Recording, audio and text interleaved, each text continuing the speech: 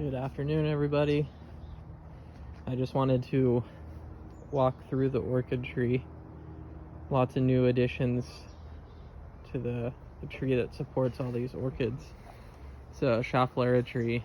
It's native to Australia and growing here in Southern California. You can see all the orchids hanging in the tree, and then it wraps around the other side. But anyways,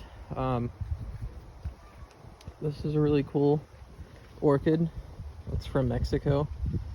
It is Epidendrum parkinsonianum. You can see it's pushing out these new aerial roots. This waxy cuticle here that you see with where my thumbnail is called a velamen. And then there's like the active growing tip. It's all nice and purple and shiny. But the velamen is just kind of a thick cuticle that helps retain moisture, since these guys are growing on just pieces of wood and they don't have really any soil that they're growing in, but that's what they prefer. They would be normally attached to a tree branch or a mossy rock or something along those lines.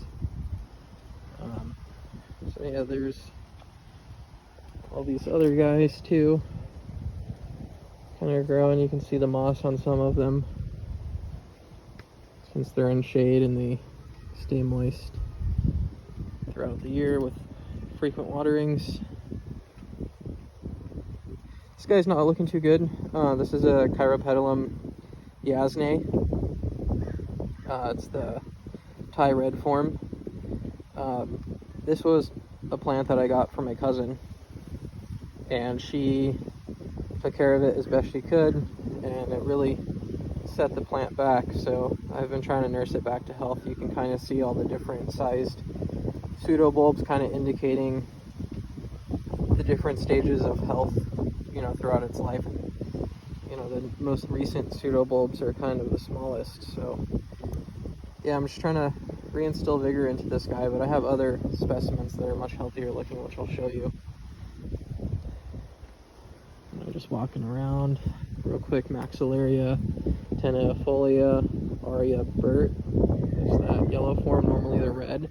Very fragrant flowers. Kind of just cruising. Dendrobium linguiforme. Pleurophthalus recurva, I believe, but don't quote me. Coming over here, here's the other Chiropedilum yasnaes. This one's the orange form. The flowers are kind of fading, but you can see how much beefier the pseudobulbs are, and the leaves are much thicker and darker green, kind of a green purple. And then this one is fairly healthy too, and this is the Thai purple form. But yeah, this guy is doing well. Lots of new growths. You can kind of see them. A little bit of damage on the pseudobulbs from squirrels climbing up and trying to eat them. Probably looking for water. There's a Bulbophyllum ambrosia. Shout out to, if you guys watch him, I think his name is Howard's Orchids. He's in the UK. And I got inspired to buy a plant of this from one of his videos. And it grows really well outside here in Southern California. Fortunately, this is located where there's an ocean breeze that comes through constantly, about 6 miles away from the ocean here. So it keeps everything fairly cool, but also warmer during the winter time because of that coastal influence. So a lot of these, kind of high altitude orchids do well here. There's a new addition. It's Bulbophyllum parvidolatum. Forgive me for the poor pronunciation. But recently mounted with New Zealand sphagnum moss. This was a little cutting that my buddy gave me. I mounted it pretty quickly, and it came with this little chunk of live moss there. So hopefully it'll start spreading. This is really cool. Like this guy, super miniature Oncidium relative. It's Limbogoglossum Erhenbergii. I guess now it's Odontoglossum. That's why it's in parentheses. It's from Mexico. Really, really cool plant. Really beautiful, long-lasting flowers. Just cruising around. Another new addition from my buddy. This is Epidendrum. Let's see, Longucale. So this is a new one to me. I guess the flowers are pretty long-lived. Very miniature orchid. You can see how small it is compared to my finger. It's pretty sweet. You know, again, does well outside here. So if you guys live in Southern California, you know, consider growing orchids outside.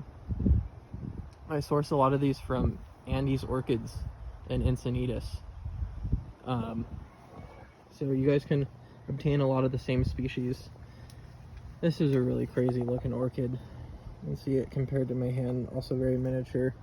The flowers are starting to fade, but it's Showan Orchis. Let's see if I even have the tag. Yeah, the genus is Showan Orchis. I forget the species. I think it's native to China. This one is native to Vietnam, Showan Orchis trixtii. And you see it's also vandaceous, but doesn't quite run like on a long trailing, like it doesn't have that long trailing habit that the other one does. But yeah, these guys are really cool. Very miniature. Like you can see it's just like as big as my fingertip, basically.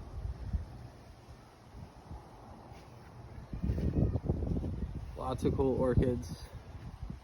A lot of them from Andy's Orchids in Encinitas. Highly recommend him.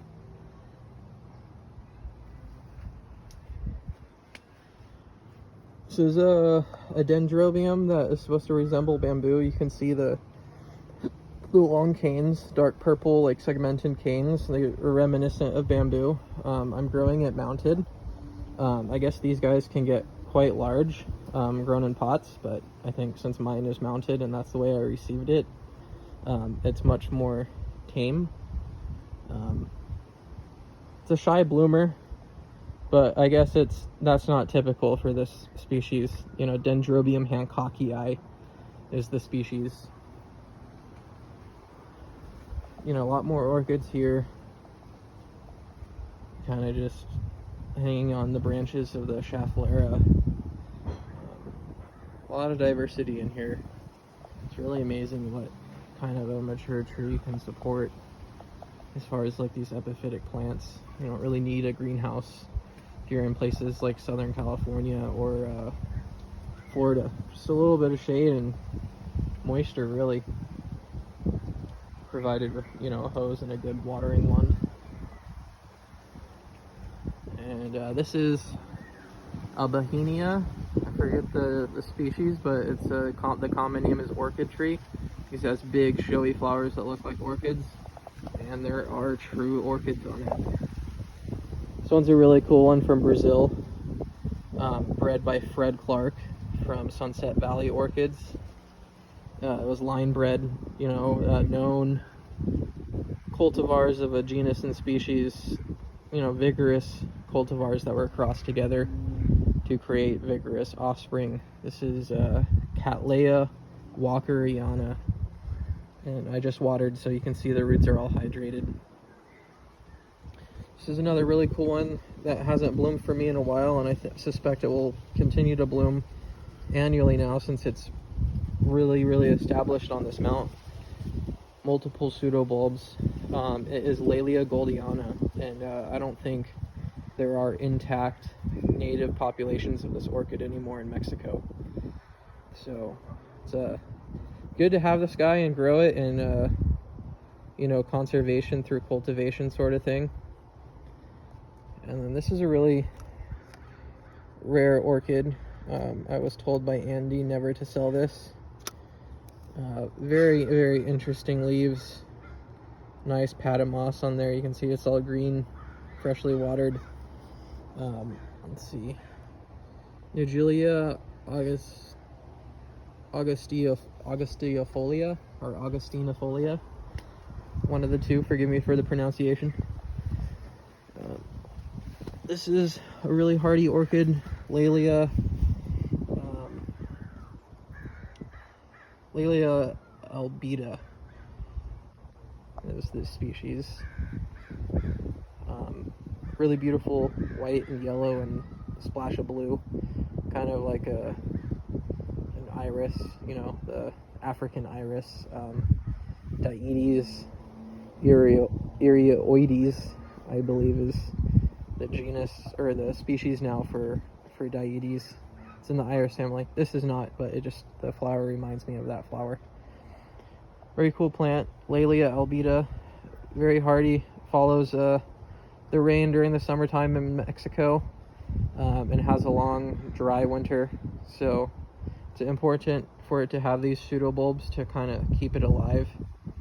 You know, they store their water and carbohydrates in those pseudobulbs for them to survive the dry periods in their habitat.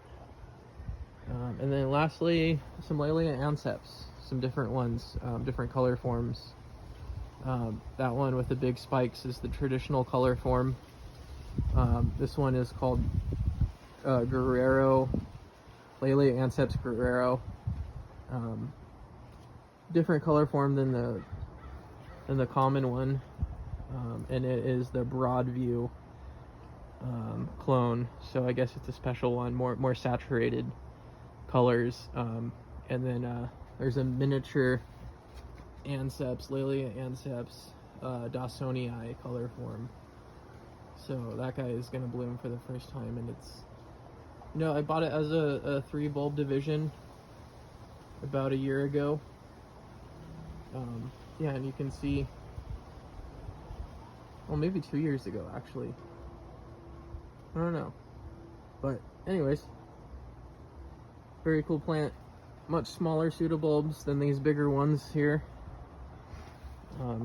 So yeah, it'll be cool to see all those in bloom together, kind of coming into December, November time. Anyways, hope you guys have a beautiful day. Happy gardening. Signing off. I'll see you guys next time.